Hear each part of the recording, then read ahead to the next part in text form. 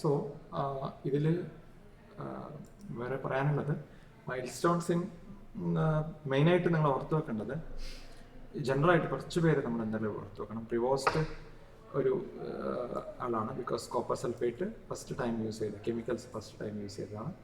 Robertson first time use the sulphur fungicide. അതേപോലെ ചില ലോകത്തിൻ്റെ ചില ഭാഗങ്ങളിൽ കൺസിഡർ ചെയ്യുന്നത് JH കുൻ ആണ് ആദ്യത്തെ, അതായത് ഫാദർ ഓഫ് പ്ലാന്റ് പത്തോളജി. ഇപ്പോൾ ഓപ്ഷൻസിൽ അങ്ങനെ ഒരു ഇതുണ്ടെങ്കിൽ JG കുൻ ആണ് ഫാദർ ഓഫ്. ആൻഡോൺ ഡിബാരി ഇല്ലെങ്കിൽ, ആൻഡോൺ ഡിബാരി ഉണ്ടെങ്കിൽ ഓപ്ഷനിൽ ആൻഡോൺ ഡിബാരിയാണ് കറക്റ്റ് ആൻസർ. ഓക്കെ.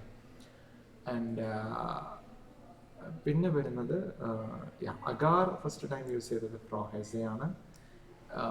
ഈ phytoalexin first time coined the term coined by phytoalexin ആണ്, തെറ്റാണ്, സ്പെല്ലിംഗ് മോളറാണ്. Robert Koch, of course Koch postulate by Robert Koch, അതാണ് നമ്മുടെ എല്ലാത്തിൻ്റെ അടിസ്ഥാനം. Koch postulate has to prove ഒരു പാത്തജനാണ് ആ ഡിസീസ് കോസ് ചെയ്യുന്നെങ്കിൽ കോച്ച് പോസ്റ്റുലേറ്റ് പ്രൂവ് ചെയ്യണം.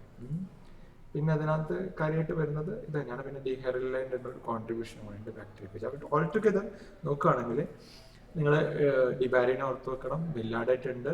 ബാക്ടീരിയോളജി വരികയാണെങ്കിൽ TJ ബറിൽ, EF Smith.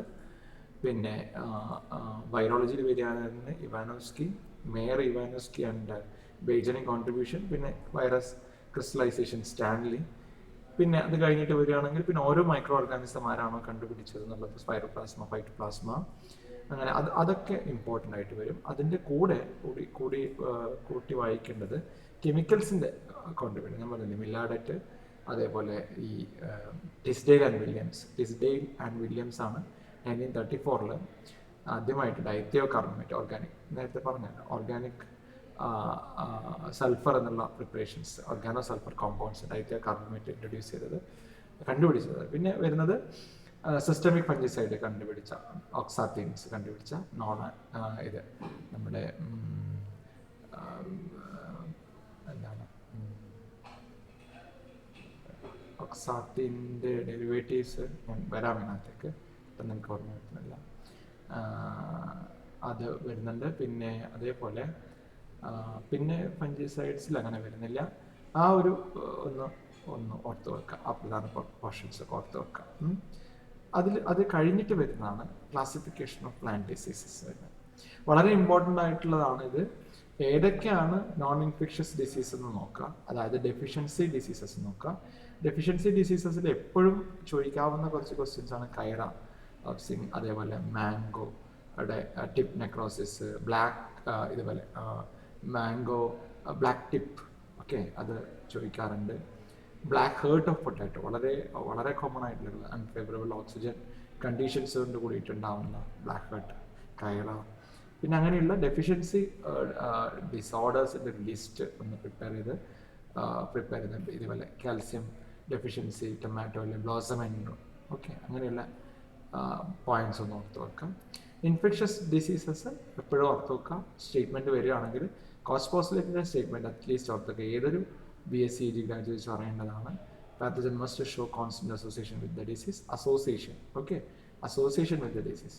Then second and fourth one, അതായത് സെക്കൻഡ് സ്റ്റെപ്പ് എപ്പോഴും ഐസൊലേഷൻ ആണ്. ആ ഡിസീസ് ആയിട്ടുള്ള ഒരു പ്ലാന്റ്, ഒരു ഹോസ്റ്റിൽ നിന്ന് നമ്മൾ പാത്തജനെ ഐസൊലേറ്റ് ചെയ്ത് അതിനെ പ്യുവറായിട്ട് കൾച്ചർ ചെയ്ത് അതിനെ സ്റ്റഡി ചെയ്യുക, മോർഫോളജിക്കൽ ക്യാരക്ടറൈസ്. എന്തിനാണ്? അങ്ങനെയാണെങ്കിൽ മാത്രമേ ഫോർത്ത് സ്റ്റെപ്പിൽ നമ്മൾ അടുത്ത റിപ്പീറ്റ് ചെയ്യുമ്പോൾ അതുമായിട്ട് കമ്പയർ ചെയ്യാൻ വേണ്ടിയിട്ടാണ് അതങ്ങനെ ചെയ്യുന്നത്. തേർഡ് സ്റ്റെപ്പിൽ ചെയ്യുന്നത് നമ്മുടെ ഒരു സസെപ്റ്റബിൾ ഹോസ്റ്റ് എടുത്തിട്ട്, അതായത് സെയിം ഹോസ്റ്റ്, റൈസ് എന്നാണ് എടുക്കണമെങ്കിൽ റൈസ് തന്നെയാണ് സസെപ്റ്റബിൾ. അതിലെ സസെപ്റ്റബിൾ ഹോസ്റ്റിലേക്ക് നമ്മൾ ഐസൊലേറ്റ് ചെയ്ത് വെച്ച പാത്തജൻ റീഇനോക്കുലേറ്റ് ചെയ്യുക. അതാണ് third step. Reinoculation from this culture, from this artificially isolated pure culture will be there. അതിൽ നിന്ന് നമ്മുടെ ഇതിലേക്ക് സസെപ്റ്റബിൾ ആയിട്ടുള്ള ഹോസ്റ്റിലേക്ക്, എന്നിട്ട് സിംറ്റംസിനെ നോക്കുക. അത് ഫസ്റ്റ് സിംറ്റമായിട്ട് മാച്ച് ആവാൻ നോക്കുക. അതിനുശേഷം ഈ ആർട്ടിഫിഷ്യലി ഇൻഫെക്റ്റ് ചെയ്യുന്നതിൽ നിന്ന് ഐസൊലേഷൻസ്, അതായത് സെക്കൻഡ് ഐസൊലേഷൻ ആണെങ്കിൽ fourth isolation from the artificially inoculated plant or host. എന്നിട്ട് ഫസ്റ്റും ഫോർത്തും സെക്കൻഡും നമ്മൾ കമ്പയർ ചെയ്യുക കൾച്ചറലും മോർഫോളജിക്കലായിട്ട്. If it is similar, it's proved that the disease is caused by this അല്ലെങ്കിൽ കോസിങ് ബൈ ദിസ് ഓർഗാനിസം. ഇത്രയേ ഉള്ളൂ. പിന്നെ അതിൽ ഒരു ഗ്രൂപ്പ് ഓഫ് ക്യാരക്ടറിസ്റ്റിക്സ് എടുക്കുകയാണ്. ഫംഗസിൻ്റെ കേസിലാണ് ഫഞ്ചൈ. അതൊരു ഓഫ് കോഴ്സ് അതിനൊരു ഡെഫിനിഷൻ എന്നുള്ളത് റിട്ടേൺ ഡെഫിനിഷൻ എന്നുണ്ട്. അക്ലോറോഫില്ലസ് ഓർഗാനിസം, ഹെട്രോട്രോഫിക് നേച്ചറാണ്. They are reproducing asexually and sexually. Okay, they having chitin in their cell wall. Cellulose ഉണ്ട്, കൈറ്റിൻ ആൻഡ് സെല്ലുലോസ്. അത് സെല്ലുലോസിനെ നമ്മൾ സെപ്പറേറ്റ് കിങ്ഡം ആക്കി. നേരത്തെ പറഞ്ഞ ക്രൊമിസ്റ്റ എന്ന് പറഞ്ഞ കിങ്ഡം സെല്ലുലോസ് ഇല്ല, കൈറ്റിനാണ്. പ്യുവർ ഫഞ്ചൈ എന്ന് പറഞ്ഞാൽ കിങ്ഡം ഫഞ്ചൈ എന്ന് പറഞ്ഞാൽ കൈറ്റിൻ സെൽവാളാണ്. സെല്ലുലോസിക് സെൽവാളാണ് നമ്മൾ സെപ്പറേറ്റ് ഇൻറ്റു ഊമൈസെറ്റ്സ് കാറ്റഗറി ഒക്കെ വരുന്നില്ലേ, അതൊക്കെ കിങ്ഡം ക്രൊമിസ്റ്റ, കിങ്ഡം സ്റ്റാമിനോപൈലയിലാണ്. ബാക്ടീരിയനെ കൺസിഡർ ചെയ്യുകയാണെങ്കിൽ second important disease causing organism ആണ് ബാക്ടീരിയ. പ്രിമിറ്റീവ് ആണ്. നമ്മൾ എപ്പോഴും പറയാറുണ്ട് യുക്കാരിയോട്ടിക് ആണ് ഫംഗസ് എങ്കിൽ പ്രൊക്കാരിയോട്ട് ആണ്. ഇതിൻ്റെ ന്യൂക്ലിയസ് ടൈപ്സ് ഒക്കെ ഒന്ന് നോക്കി വെക്കാം കേട്ടോ. യുക്കാരിയോട്സ് ആൻഡ് പ്രൊക്കാരിയോട്സിൻ്റെ ഡിഫറൻസ് ബേസിക് ആയിട്ടുള്ള ക്യാരക്ടറിസ്റ്റിക് ഫീച്ചേഴ്സ് ആണ്. മൈക്രോൺസിലാണ് സ്പെസിഫിക്കലി ആ ഒരു ഇത് നോക്കുക സൈസൊക്കെ. അത് പ്രൊക്കാരിയോട്സിൻ്റെ കേസിൽ, യുക്കാരിയോട്സിൻ്റെ കേസിൽ മോറാണ്. സെൽ വാള് അറിയാലോ, യുക്കാരിയോട്സിൻ്റെ കേസിൽ സെൽ വാൾ സെല്ലുലോസ് കൈറ്റിനൊക്കെ ഉണ്ടാവും. ഇതിൽ പെപ്റ്റിഡോഗ്ലൈക്കൻ സെൽ വാളാണ്. പെപ്റ്റിഡോഗ്ലൈക്കൻ മേഡ് അപ്പ് വൈ, അതും കൂടെ നിങ്ങൾ ചിലപ്പോൾ നോക്കേണ്ടി വരും. അത് individual moiety of peptidoglycan, individual units of chitin, അത് രണ്ടൊന്ന് നോക്കി വെക്കാം. ഇതിൻ്റെ ബോണ്ട് ഒന്ന് നോക്കി വെക്കാം, ചിലപ്പം സ്റ്റേറ്റ്മെൻറ്റ്സിലായിട്ട് ചോദിക്കാറുണ്ട്. പിന്നെ സ്പെഷ്യൽ ആയിട്ടുള്ള ഓർഗൻസ് എന്തെങ്കിലും ഇതിലുണ്ടാവും, മെംബ്രെയിൻ ബേർഡ് ഓർഗൻസ് എന്തെങ്കിലും. ജനറലി ബാക്ടീരിയൽ ആബ്സെൻ്റ് ആണ് ഇതൊന്നും, ഇത് മെറ്റീരിയൽ പ്രശ്നം. സ്പെഷ്യൽ ഓർഗൻസ് ഒന്ന് ഓർത്ത് വെക്കുക. മീസോസോംസ് ബാക്ടീരിയൽ ഉള്ളതാണ്. അതേപോലെ ജീനോഫോർ എന്നുള്ളൊരു കോമ്പോണൻറ്റ് ബാക്ടീരിയ ഉള്ളതാണ്. ജീനോഫോർ പ്രസൻറ്റ് പ്ലാസ്മിഡ് ബാക്ടീരിയ ഉള്ളതാണ്, സെൽഫ് റെപ്ലിക്കേറ്റിംഗ് ആയിട്ടുള്ള സർക്കുലർ ഇതുള്ളത്. അപ്പോൾ അങ്ങനെയുള്ള കാര്യങ്ങളൊന്ന് ഓർത്ത് വെക്കുക. പിന്നെ അതേപോലെ റൈബോസോം ടൈപ്പ് 70 years റൈബോസോംസ് ആണ് ജനറലി ഇതിൻ്റെ കേസിലുള്ളത്. ബാക്ടീരിയയുടെ കേസിലുള്ളത് 70 years ഇതാണുള്ളത്. മറ്റേ 80 years റൈബോസോംസ് ആണ് നമ്മുടെ ലാർജർ ഓർഗാനിസം, അതായത് യുക്കാരിയോട്സിലുള്ളത്. പിന്നെ വരുന്നതാണ് ഇത് ഓർഗനൈസ്ഡ് ന്യൂക്ലിയസ്. ഏതിൽ നമ്മുടെ ഹയർ ഓർഗാനിസത്തിൽ, ലോവർ ഓർഗാനിസത്തിൽ ഓർഗനൈസ്ഡ് ന്യൂക്ലിയസ് ഇല്ല. ജനറ്റിക് മെറ്റീരിയൽസ് ആണ് ഞാൻ പറഞ്ഞു. ജീനോഫോർ എന്ന് പറയുന്ന ജനറ്റിക് മെറ്റീരിയൽ ആണ് സാധാരണ ഇതിലുള്ളത്.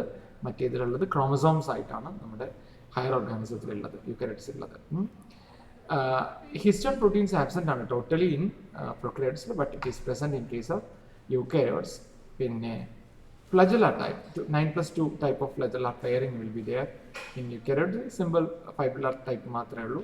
ആ ഫ്ലജല്ല ടൈപ്പ് ഒന്ന് ഓർത്ത് വെക്കണം. എട്രൈക്കസ് എന്ന് പറഞ്ഞാൽ ഫ്ലജല്ല ഇല്ലാത്തത്. മോണോട്രൈക്കസ് എന്ന് പറഞ്ഞാൽ single flagellum, one and biflagellate condition, you know that.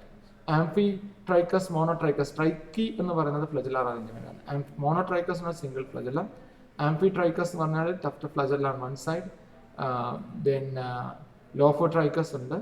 പിന്നെ പെരിട്രൈക്കസ് ഉണ്ട്, ത്രൂ ഔട്ട് ദ ബോഡി അതായിട്ടുള്ളത്. അപ്പോൾ അതൊന്നും ഓർത്ത് വെക്കാം ഏതാണ് ടൈപ്പ് എന്നുള്ളത്. അങ്ങനെയുള്ള ചെറിയ ചെറിയ കാര്യങ്ങൾ ഉള്ളതുള്ളൂ ഇതിനകത്ത് ബാക്ടീരിയ തന്നെ ഓർത്ത് വെക്കാൻ വേണ്ടിയിട്ട്.